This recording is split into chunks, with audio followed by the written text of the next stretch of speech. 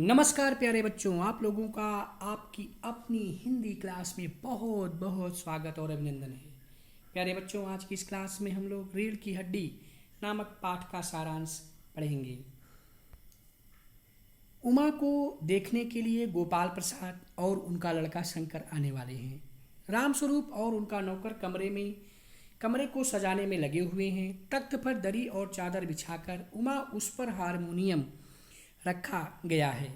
नाश्ता आदि भी तैयार किया गया है। इतने में वहाँ प्रेमा आती है और कहती है कि तुम्हारी बेटी तो मुंह फुलाए बैठी हुई है। तभी रामस्वरूप कहते हैं कि उसकी माँ किस मर्ज की दवा है। जैसे तैसे वे लोग मान गए हैं। अब तुम्हारी बेवकूफ़ी से सारी मेहनत बेकार चली जाए तो मुझे दोष मत देना।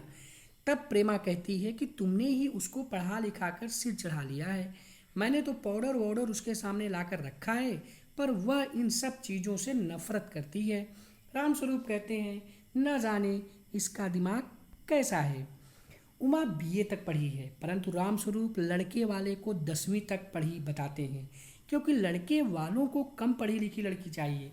नाश्ते में टोस्ट रखने वेफ लिए मक्खन नहीं है।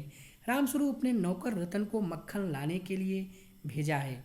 बाहर जाते हुए रतन देखता है कि कोई घर की ओर बढ़ रहा है।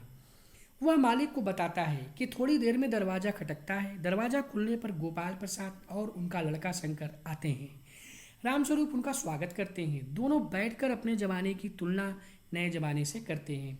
अपनी आवाज़ और तरीके को बदलते हुए गोपाल प्रसाद कहते हैं, अच्छा तो साहब बिजनेस की बात की जाए।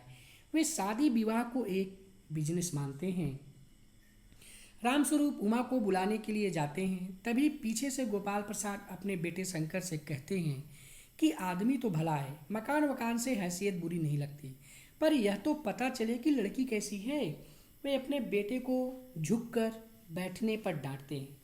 रामस्वरूप दोनों को नाश्ता कराते हैं और इधर उधर की बातें भी करते हैं। गोपाल प्रसाद लड़की की सुंदरता के बारे में पूछते हैं तो रामस्वरूप कहते हैं कि वह तो आप खुद देख लीजिएगा। फिर जन्मपत्रियों के मिलाने की बात चलती है तो रामस्वरूप कहते हैं कि मैंने उन्हें भगवान के चरणों में रख दिया है, आप उन्हें मिला हुआ ही समझ लीजिए। बातचीत के साथ ही गोपाल प्रसाद लड़की की पढ़ाई लिखाई के बारे में भी पूछना चाहते हैं। वे कहते हैं कि हमें तो मैट्रिक पास बहुत चाहिए, मुझे उससे नौकरी तो करानी नहीं है। उमा को बुलाने पर वह सिर झुकाए तथा हाथ में पान की तस्तरी लिए आती है। उमा के लगे चश्मे को देखकर गोपाल प्रसाद और शंकर दोनों एक साथ बोलते हैं, चश्मा। रामस्वरूप चश्मा लगाने की वजह को स्पष्ट करते हैं। दोनों संतुष्ट हो जाते हैं। गोपाल प्रसाद उमा की चाल, चेहरे की छवि देखते हुए गाने बजाने के बारे में भी पूछते हैं। सितार उठाकर गीत सुनाती हुई उमा की नज़र उस लड़के पर पड़ती है तो वह उसे पहचान कर गाना बंद कर देती है। फिर उमा से उसकी सिलाई पेंटिंग के बारे में पूछा जाता है। इसका उत्तर रामस्वरूप देते हैं। तब गोपाल प्रसाद उमा के कुछ इनाम विनाम जीतने के संबंध में पूछते हुए उमा को ही उत्तर देने के लिए कहते हैं। रामस्वरूप भी उमा से ही जवाब देने के लिए कहते हैं और मजबूत आवाज़ में क्या जवाब दूं बाबू जी। जब कुर्सी मेज बेची जाती है तब दुकानदार मेज कुर्सी से नहीं पूछता, केवल खरीदार को ही दिखाता है।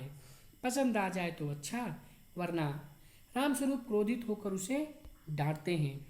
उमा, अब मुझे कहने दीजिए बाबूजी, ये जो महाशय मुझे खरीदने आए हैं, जरा इनसे पूछिए तो कि क्या लड़कियों के दिल नहीं होता, क्या उनकी चोट नहीं लगती। लड़कियां मजबूर भेड़ बकरियां हैं क्या, जिन्हें कसाई अच्छी तरह देखभाल कर।